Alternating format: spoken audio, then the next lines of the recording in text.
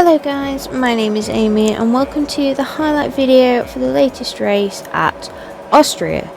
Now, it is a little bit more exciting than the France race. Obviously France quite open, a lot of runoff area, basically not much happens at France. However, a bit more happens here. Obviously first corner shenanigans as always, unfortunately I do get caught up in that. But yeah, I manage to do quite a few good little manoeuvres. I defend quite well, in my opinion. Others may think that I still need to be a bit more aggressive on my defending, but little and often, you gotta think I'm halfway through my first ever season, so it's one of them. I can only get better. But yeah, it's one of them. Again, not really familiar with this track. Obviously, I watched the real life Austria. I've seen Liam in other leagues do this track, so I do know the layout roughly. I know how slow some of the corners are, how tight some of the corners are. So yeah, it's a case of we'll just see what happens. So into qualifying. Into qualifying then, and obviously I'm not used to the pit exit. Well, for starters, I normally run pit assist, so it kind of takes me out of the pit lane itself. So yeah, first lap abandoned. Need to come in and change my front wing.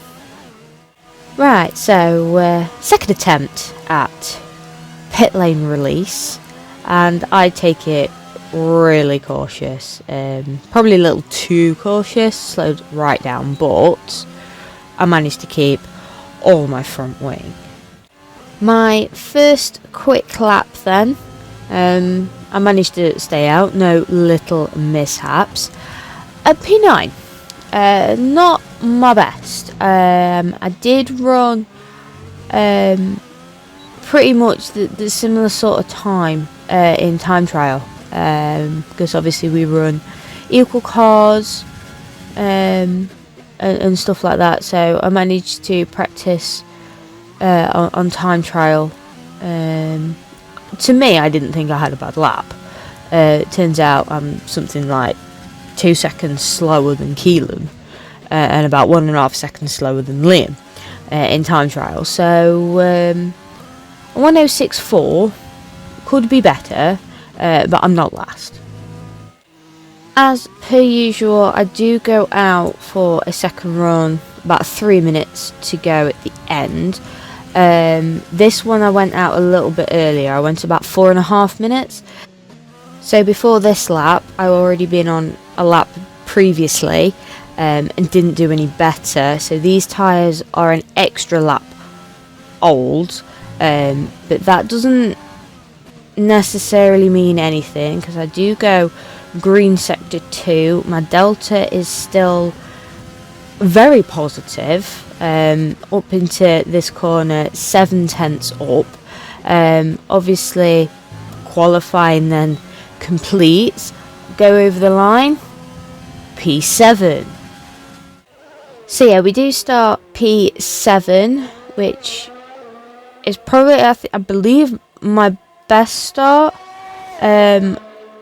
Toppy got disqualified for facing the wrong way for some reason right at the beginning. Mirabel also retired from the session. But yeah, it's one of them. P7, mid-table, not bad.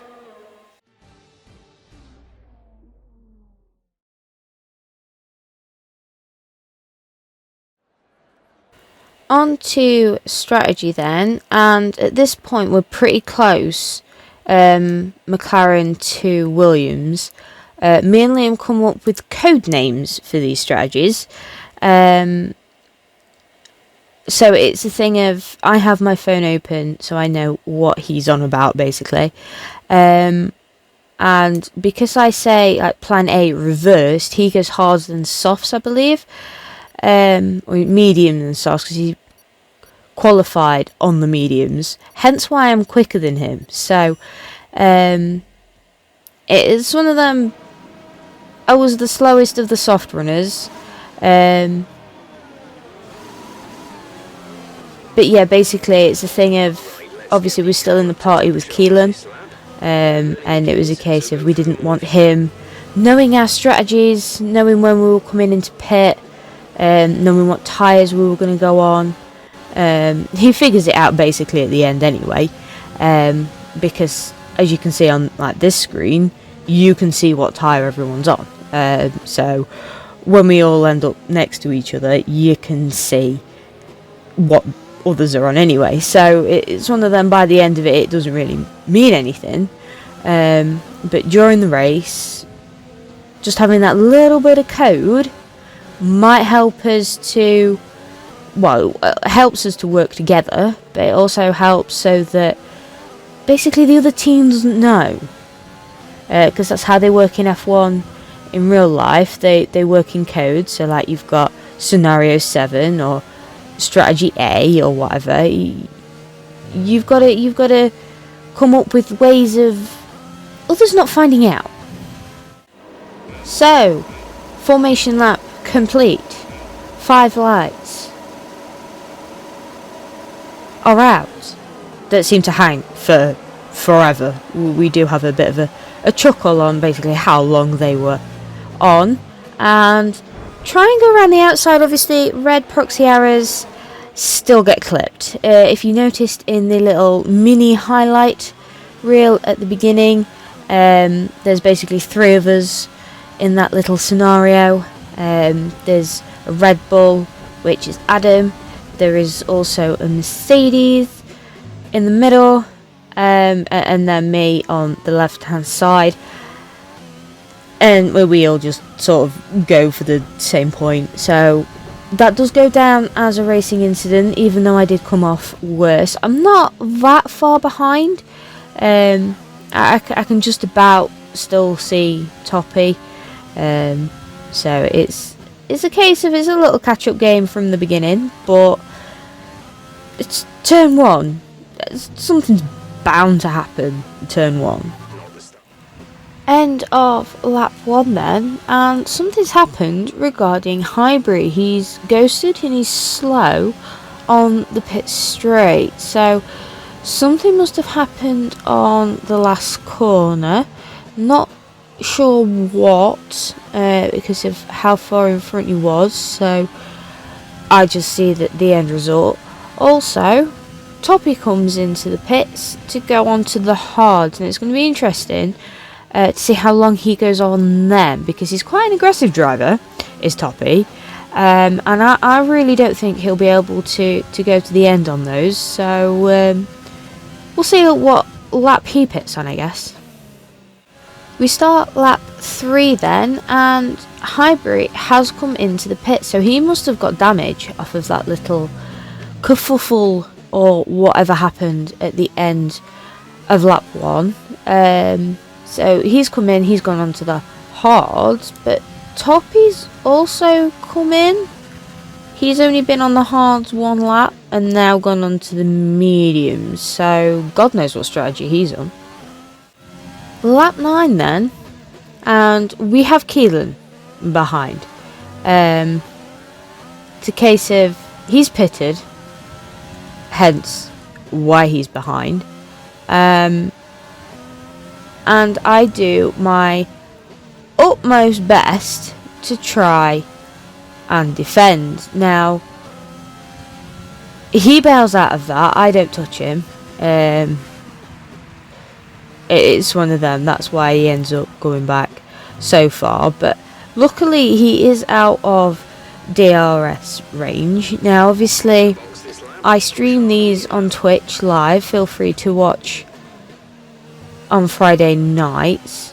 So my face at this point was panic. He's in the chat, obviously. We're in party chat, all 3 of us, me, Keelan and Liam. So it's one of them, knowing the person that is behind me, is slightly worse. I try and keep obviously to the racing line. He exceeds track limits quite a bit. We are only on regular, so track extends becomes quite a prominent feature to some people's races. But obviously at this point, me and Liam are talking pit strategies. Now, I'm following the blue line. Obviously he can't see my blue line and doesn't realise I'm coming into the pits. Now obviously me and Liam, we're talking, plan A, plan B, blah blah blah. Plus I get a 5 second. We'll skip over that. But yeah, obviously he didn't know. I kept racing to the point of me coming in, purely so he didn't have the inkling of me pitting. Obviously I did follow the blue line to come in. He just thought that was me trying to defend. He had no idea. He didn't realise I was coming in. But obviously I come in, I go onto the softs, and yeah, it's one of them. Obviously I'm down in P11, not great, but I can catch up. They're not that far ahead. Obviously others have got to pit as well, I hope, because various people are on hard, so they may be going to the end. So starting lap 18, we are P9, but we do have Toppy behind. This is where my defending skills improve. Now obviously I stay on the line because he's gone down the inside, but he basically outbrakes himself and I make a switchback manoeuvre work. Obviously we've got Exotic in front, prone to spinning himself out. I do a little tap. I come off worse, not gonna lie, but it's one of them. I felt confident about that. It's probably my best defending manoeuvre I've done, purely because he outbrakes himself. He goes down the inside and I just swoop on to his right and get the place back. But obviously Toppy is a lot more experienced, saying that he spins himself out. He also resets to track, which is number 2 rule in our league do's and don'ts. So he does get a slap on the wrist and a penalty for that, but I will come to his consequence. Basically at the end of the race he does get a time penalty, so I will mention that at the end and where it eventually puts him. So he should have read the rulebook, because he loses out on quite a few places, which means quite a few points. Lap 20 then, and obviously I've got Toppy behind me again, because of his little spin. Pretty much the same sort of thing, but he doesn't outbrake himself this time. So unfortunately my little switchback manoeuvre doesn't work, so he does stay in front even though he has a quite hefty lock up. But yeah, it's getting there. My defending is getting there. Lap 22 then, and our second and final planned pit stop. I make sure I slow down really early, probably a little too early, but I really don't want another penalty. So obviously I go onto the mediums. I do serve my previous speeding penalty, so obviously that bumps me down a little bit, which does mean I go down to 11th out of 11. We've made it to lap 23, and not a single person has DNF'd yet. I say yet. We've still got quite a few laps to go. On to lap 31 then, so really close to the end, and Highbury somehow has gone off on a straight. There was a Red Bull behind him on the mini-map, but wasn't that close, so I'm only presuming that he's hit a wall or something. Obviously we're coming up to him now, and is in the middle of the road. What I can only assume, he's hit that wall on the left hand side, but because we've now gone past him, we're now P10, so with the help of another DNF, we've got at least a point. This is becoming a habit now, unfortunately, of us relying on DNFs to be able to gain points, but when damage is on, you hit a wall in its terminal, you've got to pay the consequences. We go on then to start our final lap. We have been lapped, so we're one lap shorter. Still P10. Unfortunately, Exotic's a little bit too far in front. The thing is as well, he's also got a 3 second, so that's like double unfortunate because he's like so close. If I could catch up, then hopefully that penalty would bump him down a bit, but unfortunately it doesn't. But Adam Mirabeau, he wins with Red Bull. Been a bit of a non-plus event, really, apart from the little incident turn 1. Everything else happens to everyone else. Nothing really happens regarding us. Various people spin themselves out, other people DNF. It's unfortunate because he's the only DNF and the only one out of the points, but anyway, over the line, and there we go, we finish P10, so we do get 1 point. Mirabeau clearly outright gets driver of the day. He started off like right at the bottom because of retiring from qualifying. He went from P10 to P1, so that's rightly deserved, so well done. And unfortunate for Highbury, only one that doesn't get a point. The other Racing Point is on the podium though, so it's one of them. They're not completely without points, Racing Point. Final classification then. So yeah, we do finish P10. Now, because of Toppy's little fiasco regarding resetting to track, he does get a 5 second penalty, so that does bump him down to 7th, so both Keelan and Liam get promoted up a place. So guys, that was Austria. Interesting race. Not really much to reflect on, apart from I think my defending is getting better. As a personal opinion, whether you think it is or isn't, then that's your opinion. There's no right or wrong on that, but personally I think it's getting better.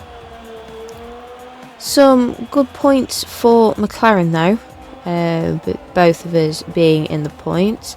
Problem is, Keelan finished a place higher than Liam, so obviously Williams gets a few more points.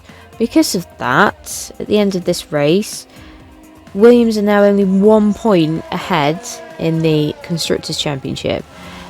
So unfortunately we're slightly lagging behind with the inter-rivalry with friends. None of the other teams really matter as long as it's between McLaren and Williams. But anyway guys, next race will be Britain. Now, I will not be racing in that one because it is on the Friday. Unfortunately, we've not managed to get it moved because the Euros are on, and I want to watch. I want to watch England win against Scotland. Who doesn't? Clearly others, as no one else wanted to move it.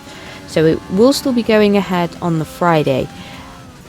Unless not many people turn up. Now, we have a minimum of 10. If there's less than 10, the race does not go ahead. So at the point of this video being recorded, it is currently on 9 attending. So it's potentially not going ahead full stop.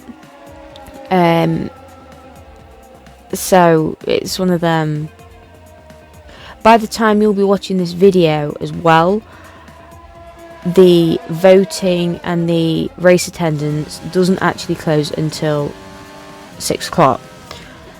So even by the time you're watching this, we still might not know. So there will not be a highlights video, but if it does go ahead, the results will still get put up on my social media pages. So if you fancy having a look at them, please do. But anyway, guys, if you liked this video, please leave a like rating. If you're new around here, if you could subscribe as well, that'd be even better. Next to the subscribe button is a little notification bell. If you click that, that'll let you know when I upload. So guys, I will see you for Quantum Break episode on Monday. Things are starting to get a little bit interesting over there. A lot of stutters happening, so not many people shooting, but the people that are shooting, big guys is all I'm going to say. So guys, I hope you can join me for that one. Bye.